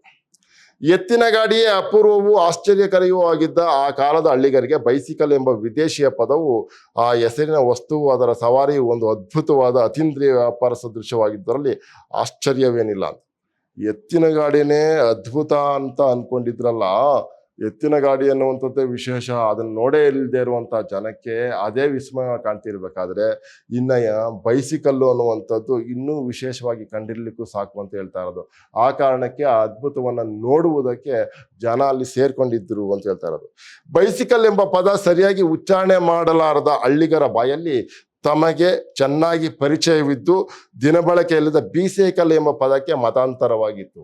ಇಂಗ್ಲಿಷ್ ಪದ ಬೈಸಿಕಲ್ ಅನ್ನುವಂಥದ್ದು ಎಂಬ ಪದ ಸರಿಯಾಗಿ ಉಚ್ಚಾರಣೆ ಮಾಡಲಾರದಂತ ಹಳ್ಳಿಗರ ಬಾಯಲ್ಲಿ ತಮಗೆ ಚೆನ್ನಾಗಿ ಪರಿಚಯವಿದ್ದಂತ ದಿನಬಳಕೆಯಲ್ಲಿದ್ದ ಬೀಸೈಕಲ್ ಎಂಬ ಪದಕ್ಕೆ ಮತಾಂತರವಾಗೋಗಿತ್ತು ಅಂತ ಹೇಳ್ತಾರೆ. ಎಷ್ಟು ಸೊಗಸಾಗಿರುವಂತ ವ್ಯಂಗ್ಯವನ್ನ ಹೇಳ್ತಾರೆ ನೋಡಿ, ಮತಾಂತರವಾಗಿತ್ತು ಅಂತ ಹೇಳ್ತಾರೆ. ಬೈಸಿಕಲ್ ಎಂಬ ವಸ್ತುವನ್ನು ಕಂಡರಿಯಲಿಲ್ಲವಾದ್ದರಿಂದಲೂ, ಬೀಸೈಕಲ್ ಅನ್ನು ಹುಟ್ಟಿದಂದಿನಿಂದಲೂ ಕಂಡಿದ್ದರಾದ್ದರಿಂದಲೂ, ಬೈಸಿಕಲ್ ಅನ್ನು ನೋಡೇ ಇರಲಿಲ್ಲ, ಆದ್ರೆ ಬೀಸೈಕಲ್ ಅನ್ನ ಹುಟ್ಟಾಗ್ಲಿಂದಲೂ ನೋಡಿದ್ರು. ಬೈಸಿಕಲ್ ಸವಾರಿಯನ್ನು ಬೀಸೆಕಲ್ಲಿನ ಸವಾರಿ ಎಂದು ಕರೆದು ಪಾದ್ರಿ ಬೀಸೆಕಲ್ಲಿನ ಮೇಲೆ ಸವಾರಿ ಮಾಡ್ತಾನೆಂದು ದೇವಯ್ಯಗೌಡರಿಗೂ ಅದನ್ನು ಹೇಳಿಕೊಡುತ್ತಾನೆಂದು ವದಂತಿ ಹಬ್ಬಿತು. ಅವರಿಗೆ ಚಿರಪರಿಚಿತವಾಗಿದ್ದಂಥ ಆ ಬೀಸೆಕಲ್ಲಿನ ಪದವನ್ನ ಇಟ್ಕೊಂಡು ಬೀಸೆಕಲ್ಲಿನ ಸವಾರಿಯನ್ನ ಹೇಳ್ಕೊಡ್ತಾರಂತೆ ಆ ಪಾದ್ರಿ ಜೀವರತ್ನಯ್ಯ ನಮ್ಮ ದೇವಯ್ಯಗೌಡರಿಗೂ ಅನ್ನುವಂಥ ಸುದ್ದಿ ಎಲ್ಲ ಕಡೆನೂ ಕೂಡ ಹಬ್ಬಿತ್ತು ಅಂತ ಹೇಳ್ತಾರೆ. ಜನರ ಕಲ್ಪನೆಯಲ್ಲಿ ಕಥೆಯಲ್ಲಿ ಬರುವ ಮಂತ್ರಗಾರ್ತಿಯರು, ಐಂದ್ರಿಕ ಜಾಲಿಕರು ಕೀಲು ಕುದುರೆಯ ಮೇಲೆಯೋ ಜಮಖಾನೆಯ ಮೇಲೆಯೋ ಕುಳಿತು ಆಕಾಶದಲ್ಲಿ ಸಂಚಾರ ಮಾಡುವಂತೆ ಪಾದ್ರಿ ಬೀಸೆಕಲ್ಲಿನ ಮೇಲೆ ಕುಳಿತು ಮಂತ್ರಶಕ್ತಿಯಿಂದ ಸಂಚರಿಸ್ತಾನೆ ಎಂದು ಚಿತ್ರಿಸಿಕೊಂಡಿದ್ದರು ಅಂತ. ಇವರು ಬೇರೆ ಬೇರೆ ಕಥೆಗಳಲ್ಲಿ ಕೇಳಿದ್ರಲ್ಲ, ಕಥೆಗಳಲ್ಲಿ ಕೇಳುವಂತಹ ವಿಷಯಗಳನ್ನ, ಅಂದ್ರೆ ಮಂತ್ರಗಾರ್ತಿಯರು, ಐಂದ್ರಜಾಲಿಕರು ಕೀಲು ಕುದುರೆಯ ಮೇಲೆಯೋ ಅಥವಾ ಜಮಖಾನೆ ಮೇಲೆ ಹೋಗ್ತಾರೆ ಅನ್ನುವಂಥ ವಿಷಯವನ್ನೆಲ್ಲ ಕೇಳಿದ್ರಲ್ಲ, ಹಂಗೆ ಈ ಕಿಲಿಸ್ತರ ಪಾದ್ರಿ ಜೀವರತ್ನಯ್ಯ ಬೈಸಿಕಲ್ಲಿನ ಮೇಲೆ ಹೋಯ್ತಾನೆ ಅನ್ನುವಂತಹ ಮಾತು ಇವರೆಲ್ಲರನ್ನು ಕೂಡ ಕುತೂಹಲ ಉಂಟು ಮಾಡಿತ್ತು ಅಂತ ಹೇಳ್ತಾ ಇರೋದು. ಇದ್ದಕ್ಕಿದ್ದಂತೆ ಜನರ ಗುಜುಗುಜು ಇಳಿದ ಹಾಗಾಯಿತು. ಅಲ್ಲಿ ಇಲ್ಲಿ ಗುಸುಗುಸು ಮಾತು ಮೊದಲಾಯಿತು. ನೋಡುತ್ತಿದ್ದಂತೆ ಪದಗಳ ನಡುವಣಿಂದ ಪಾದ್ರಿ ಜೀವರತ್ನಯ್ಯನು ಬೆಟ್ಟಳ್ಳಿ ದೇವಯ್ಯನು ಕಾಣಿಸಿಕೊಂಡು ಹಕ್ಕಲ ಕಡೆಗೆ ಬಂದರು. ಮೈದಾನದ ಕಡೆಗೆ ಬಂದ್ರು, ಗದ್ದೆ ಇರುವಂತ ಹೊಲ ಇರುವಂತ ಮೈದಾನದ ಕಡೆಗೆ ಬಂದ್ರು. ಇದ್ದಲಿನಷ್ಟು ಕರ್ರಗಿದ್ದ ಪಾದ್ರಿ ಮಲ್ಲಿಗೆ ಹೂವಿನಂತಹ ಬಿಳಿಯ ಬಟ್ಟೆಗಳನ್ನು ಧರಿಸಿದ್ದನು. ಒಂದು ಅಂಚಿಲ್ಲದ ಬಿಳಿಯ ರುಮಾಲು ತಲೆಯನ್ನು ಅಲಂಕರಿಸಿತ್ತು. ಪಾದ್ರಿ ಹೇಗಿದ್ದ ಜೀವರತ್ನಯ್ಯ ಅನ್ನುವಂಥದ್ದನ್ನು ಹೇಳ್ತಾ ಇರೋದು. ಗುಂಡಿ ಹಾಕದೆ ತೆರೆದಿದ್ದ ಬಿಳಿಯ ಕೋಟಿನ ಒಳಗೆ ಧರಿಸಿದ್ದ ಶರ್ಟಿನ ಗುಂಡಿಗಳು ಬಿಸಿಲಿಗೆ ಒಳೆಯುತ್ತಿದ್ದವು. ಉತ್ತರಿಯ ಒಂದು, ಅದು ಬಿಳಿಯದೆ, ಕೊರಳನ್ನು ಸುತ್ತಿ ಬೆನ್ನ ಮೇಲೊಂದು ತುದಿಯಾಗಿಯೂ ಎದೆಯ ಮೇಲೊಂದು ತುದಿಯಾಗಿಯೂ ಮೆರೆಯುತ್ತಿತ್ತು. ಆ ಜೀವರತ್ನ ಹೆಂಗ್ ಕಾಣಿಸ್ತಾ ಇದ್ದ, ಯಾವ ರೀತಿಯ ದಿರಿಸನ್ನ ತರಿಸಿದ್ದ, ಯಾವ ರೀತಿಯ ಬಟ್ಟೆವನ್ನ ತರಿಸಿದ್ದ ಅಂತ ಮಾತಾಡ್ತಾ ಇರೋದು. ಹಳ್ಳಿಗರ ಬೆರಗಿಗೆ ಕಾರಣವಾಗಿದ್ದ ಗಡಿಯಾರದ ಸರಪಣಿ ಕೋಟಿನ ಗಡಿಯಾರದ ಜೇಬಿನಿಂದ ಇಳಿಬಿದ್ದಿತ್ತು. ಒಂದು ತೆಳ್ಳನೆಯ ಬಿಳಿಯ ಪಂಚೆಯನ್ನು ಕಚ್ಚೆ ಹಾಕಿ ಹುಟ್ಟಿದ್ದನು. ಮೆಟ್ಟುಗಳನ್ನೇ ಅಪರೂಪವಾಗಿ ಯಜಮಾನ ಗೌಡರುಗಳ ಕಾಲಿನಲ್ಲಿ ಮಾತ್ರ ನೋಡ್ತಿದ್ದ ಹಳ್ಳಿಗರ ಕುತೂಹಲ ಗೌರವಕ್ಕೆ ತಿರುಗುವಂತೆ ಕಾಲಿಗೆ ಬೂಟಿಸು ಹಾಕಿದ್ದನು ಅಂತ ಹೇಳ್ತಾರೆ.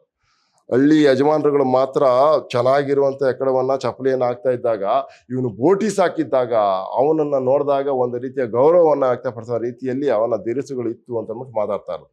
ತೆಳ್ಳಗೆ ಎತ್ತರವಾಗಿದ್ದ ಆ ವ್ಯಕ್ತಿಯನ್ನು ನೋಡಿ ಅವನ ಜಾತಿ ನೀತಿ ಮತ್ತು ಅವನು ಮಾಡುತ್ತಿದ್ದನೆಂದು ಹೇಳಲಾಗುತ್ತಿದ್ದ ಮತಾಂತರದ ಹಾವಳಿ ಇವುಗಳಿಂದ ಅವನ ವಿಚಾರದಲ್ಲಿ ಅತ್ಯಂತ ತಿರಸ್ಕಾರದ ಭಾವನೆ ಇದ್ದವರೂ ಕೂಡ ತುಸು ಎಡೆ ಮುಚ್ಚುವಂತಾದರು ಅಂತ. ಅವನ ಮಾತು ಕತೆ ನೀತಿ, ಅವನು ಹಾಕಿರುವಂಥ ಬಟ್ಟೆ ಇವುಗಳನ್ನೆಲ್ಲ ನೋಡಿ ಅವನು ಮಾಡ್ತಾ ಇರುವಂಥ ಮತಾಂತರದ ಕೆಲಸವನ್ನ ಕೇಳಿನೂ ಕೂಡ ಸ್ವಲ್ಪ ಮೆತ್ತಗಿರುವ ಹಾಗೆ ಅವನ ವ್ಯಕ್ತಿತ್ವ ದಿರಿಸುಗಳು ಕಾಣಿಸ್ತಿದ್ವು ಅನ್ನುವಂಥ ವಿಚಾರವನ್ನು ಮಾತಾಡ್ತಾ ಇರೋದು.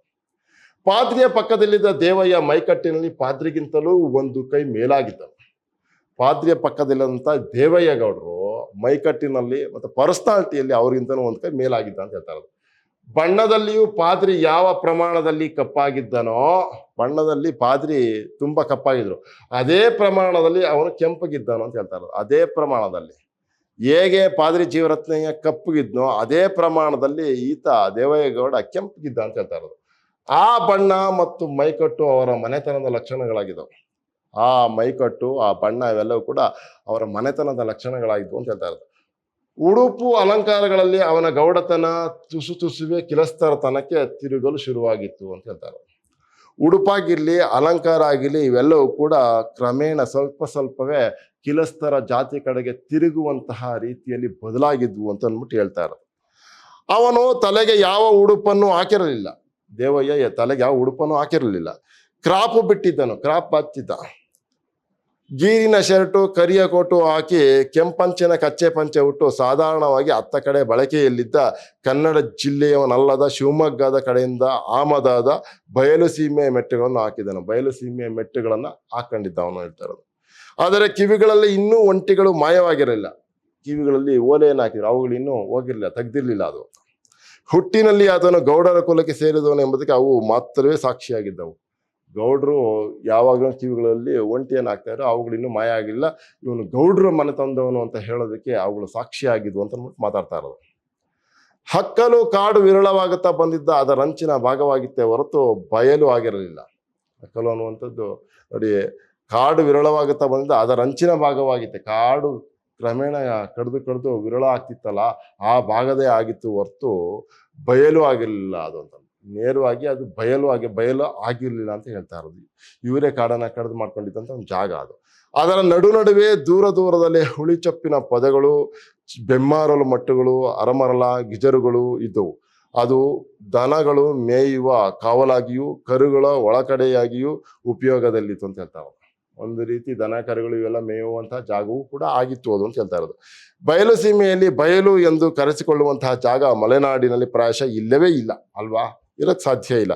ಏಕೆಂದರೆ ಅಂತಹ ಸಮತಟ್ಟಿನ ಪ್ರದೇಶವೇ ಅಲ್ಲಿ ದುರ್ಲಭ. ಸಮತಟ್ಟಿನ ಪ್ರದೇಶವೇ ಅಲ್ಲಿ ದುರ್ಲಭ. ಎಲ್ಲ ಬೆಟ್ಟ ಗುಡ್ಡಗಳೇ ಇರುವಂಥದ್ದು, ಕಾಡು ಮರಗಳು ಇವೆಲ್ಲ ತುಂಬಿರುವಂಥದ್ದು.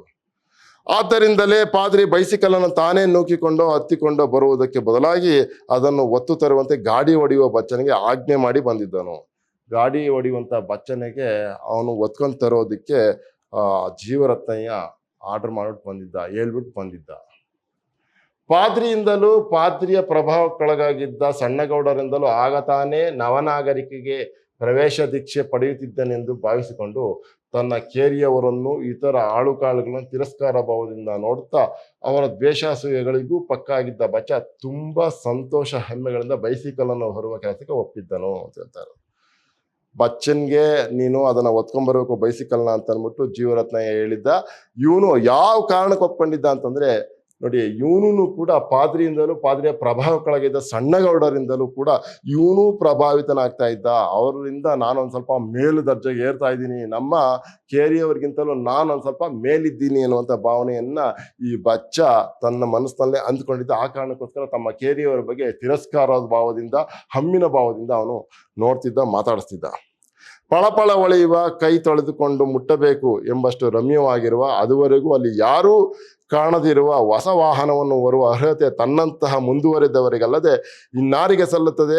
ಆದರೂ ಅದನ್ನು ಎತ್ತಿಕೊಳ್ಳಲು ಕೈ ಹಾಕುವ ಮುನ್ನ ಅವನಲ್ಲಿ ಭಯ ಸಂಚಾರವಾಯಿತು. ಅದನ್ನು ಯಾವ ಭಾಗದಲ್ಲಿ ಹೇಗೆ ಎತ್ತಬೇಕು ಎನ್ನುವುದು ಅವನಿಗೆ ಸಮಸ್ಯೆ ಆಗಿಬಿಟ್ಟಿತು. ಅಲ್ಲಪ್ಪ ನೋಡಿ, ಈಗ ನವನವೀನವಾಗಿರುವಂತಹ ಯಂತ್ರವನ್ನ ಯಾರು ನೋಡಿಲ್ದೇ ಇರುವಂತಹ, ಈ ಮಲೆನಾಡಿನ ಸೀಮೆಯವರು ಯಾರು ನೋಡಿಲ್ದೇ ಇರುವಂತಹ ಆ ವಾಹನವನ್ನ ಎತ್ಕೊಂಬರೋದಕ್ಕೆ ನನ್ನಂಥವನಿಗೆ ಅದನ್ನ ಅವಕಾಶ ಮಾಡಿಕೊಟ್ಟಿದ್ದಾರಲ್ಲ ಅನ್ನುವಂತಹ ಪ್ರೀತಿ ಹೆಮ್ಮೆ ಇವನಿಗೆ ಜಾಸ್ತಿ ಆಯಿತು.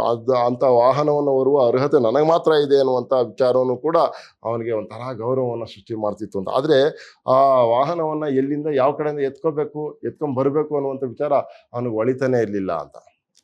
ಒಮ್ಮೆ ಹಿಡಿದೆತ್ತಲು ಪ್ರಯತ್ನಿಸಿದಾಗ ಹಠಾತ್ತನೆ ಟ್ರಿನ್ ಸದ್ದಾಗಿ ಎದರಿ ಅದನ್ನು ಬಿಟ್ಟು ದೂರ ಸರಿದು ನಿಂತನು. ಇನ್ನೊಮ್ಮೆ ಚಕ್ರ ತಿರುಗಿ ಕೈ ಬೆರಳು ಸಿಕ್ಕಿತು. ಮತ್ತೊಮ್ಮೆ ಅದರ ಕಾಲು ಸರಪಣಿಯ ಮುಳ್ಳಿಗೆ ಬಟ್ಟೆ ಸಿಕ್ಕಿ ಹರಿದೇ ಹೋಯಿತು. ಅಯ್ಯೋ ಗ್ರಹಚಾರವೇ, ಹೆಬ್ಬೈಗೆ ಎತ್ತಿಕೊಂಡು ಬರುತ್ತೇನೆ ಎಂದು ಒಪ್ಪಿಕೊಂಡಿದ್ದೇನೋ ಆಯಿತು, ಈಗೇನು ಮಾಡೋದು? ಅಯ್ಯೋ ಬೇಗ ಎತ್ಕೊಂಬತ್ತೀನಿ ಅಂತ ಅಂದ್ಬಿಟ್ಟು ಹೇಳ್ದನಪ್ಪ, ಈಗೇನಪ್ಪ ಮಾಡೋದು? ಇದನ್ನ ಹೆಂಗಪ್ಪ ಎತ್ಕೊಂಬಾರ್ದು ಈ ಸೈಕಲ್ನ? ಅವ್ನು ನೋಡೇ ಇಲ್ಲ ಸೈಕಲ್ ಅನ್ನೋಂಥದ್ದೇ ಗೊತ್ತಿಲ್ಲ ಅವ್ರಿಗೆ, ಆ ಬೈಸಿಕಲ್ಲೇ ಗೊತ್ತಿಲ್ಲ. ಅದೇ ಈಗ ಅವನು ಗಾಬರಿ ಆಗ್ತಾ ಇದ್ದಾನೆ ಎತ್ಕೊಂಬರೋನು ಅಂತ. ಎಷ್ಟು ಹೊತ್ತಾದರೂ ಬೈಸಿಕಲ್ ಹೊತ್ತ ಬಚ್ಚ ಕಾಣದಿರಲು ದೇವಯ್ಯನೇ ಒಬ್ಬ ಆಳಿನೊಡನೆ ಮನೆಗೆ ಓಡಿ ಬಂದನು. ನೋಡುತ್ತಾನೆ, ಬಚ್ಚ ಇನ್ನೂ ದೇವತೆಯ ಬಳಿ ಆರಾಧಕನಂತೆ ಏನೂ ನೋಡ್ತಾ ನಿಂತೀಯ ಬೆಪ್ಮುಂಡೆದೆ, ಇನ್ನೂ ಕೂಡ ಬೈಸಿಕಲ್ನ ಬಚ್ಚ ದೇವತೆ ಥರ ನೋಡ್ತಾ ಇದ್ದಾನೆ. ಆ ಕಾರಣಕ್ಕೆ ದೇವಯ್ಯ ಬಂದವನೇ, ಏನು ನೋಡ್ತಾ ನಿಂತೀಯ ಬೆಪ್ಪುಂಡೇದೆ ಎಂದು ಬೈದು ತಾನು ಕರೆತಂದ ಆಳನ್ನು ಬಚ್ಚನಿಗೆ ನೆರವಾಗಲು ಹೇಳಿ ಅದನ್ನು ಹೀಗೆ ಎಲ್ಲಿ ಹಿಡಿದೆತ್ತಬೇಕೆಂಬುದನ್ನು ಹೇಳಿಕೊಟ್ಟು ದೇವಯ್ಯಗೌಡರು ಅದನ್ನು ಹಕ್ಕಲಿಗೆ ಒರೆಸಿಕೊಂಡು ಬಂದರು ಅಂತ ಹೇಳ್ತಾರೆ. ಅಪ್ಪ ಏನು ನೋಡ್ತಾ ಇದೆಯೋ ಹಂಗೆ ಬೆಪ್ಪನಂಗೆ ಗೊತ್ತಾಯ್ತಾ ಅಂತ ಅಂದ್ಬಿಟ್ಟು ತಾವು ಕರ್ಕೊಂಬಂದಿರಲ್ಲ ಅದನ್ನ ಹೊತ್ಕೊಂಬರಕ್ಕೆ ಆಳ್ಗೂ ಇವನಿಗೂ ಹೇಳ್ಬಿಟ್ಟು ನೀವಿಬ್ರು ಹೆಂಗೆ ಎತ್ಕೊಬೇಕು ಸೈಕಲ್ನ ಅನ್ನೋವಂಥದ್ದನ್ನ ಹೇಳ್ಕೊಟ್ಬಿಟ್ಟು ಈಗ ಒರೆಸಿಕೊಂಡು ಅಕ್ಕಲಿಗೆ ಬರ್ತಾ ಇದ್ದಾರೆ. ಅಂದರೆ ಅವ್ರೀಗ ಪ್ರಾಕ್ಟೀಸ್ ಮಾಡಬೇಕಾಗಿತ್ತಲ್ಲ ಸೈಕಲ್ ನೋಡಿ ಅಲ್ಲಿಗೆ ಅದನ್ನು ಒರೆಸ್ಕೊಂಡು ಬರ್ತಾ ಇದ್ದಾರೆ. ಪ್ರಿಯ ವಿದ್ಯಾರ್ಥಿಗಳು, ಇಲ್ಲಿರಲಿ ಮುಂದಿನ ಭಾಗದಲ್ಲಿ ಅದನ್ನು ಒರೆಸ್ಕೊಂಡು ಹೋಗಿ ಜೀವರತ್ನಯ್ಯ ಯಾವ ರೀತಿ ಆ ಬೈಸಿಕಲನ್ನು ತುಳಿತಾನೆ, ಆ ಮಲೆನಾಡಿನ ಜನರು ಹೇಗೆ ಅದನ್ನು ನಿರೀಕ್ಷೆಯಿಂದ ನೋಡ್ತಾ ಇದ್ರು, ಎಂಥ ಕುತೂಹಲವನ್ನು ಇಟ್ಕೊಂಡಿದ್ರು, ಯಾವ್ಯಾವೆಲ್ಲ ಮಾತುಗಳನ್ನು ಅವ್ರು ಆಡ್ತಾ ಇದ್ರು, ಆ ಬೈಸಿಕಲ್ನ ಮುಟ್ಟಾಗ ಆ ಹಳ್ಳಿಗರ ಮನದಲ್ಲಿ ಆದಂಥ ಭಾವನೆಗಳೇನು, ಅದನ್ನು ಹೇಗೆ ನೋಡಿದ್ರು, ದೇವಯ್ಯ ಚೆನ್ನಾಗಿ ಕಲ್ತ್ಕೊಂಡ ಏನಾದ್ರು ಅವಘಡಗಳು ಸಂಭವಿಸ್ತಾನೋ ಅಂಥದ್ದನ್ನು ಮುಂದಿನ ತರಗತಿಯಲ್ಲಿ ನಾನು ಮಾತಾಡ್ತೇನೆ. ಎಲ್ಲರಿಗೂ ಒಳ್ಳೆಯದಾಗಲಿ. ಮತ್ತೆ ಸಿಗೋಣ. ನಮಸ್ಕಾರ.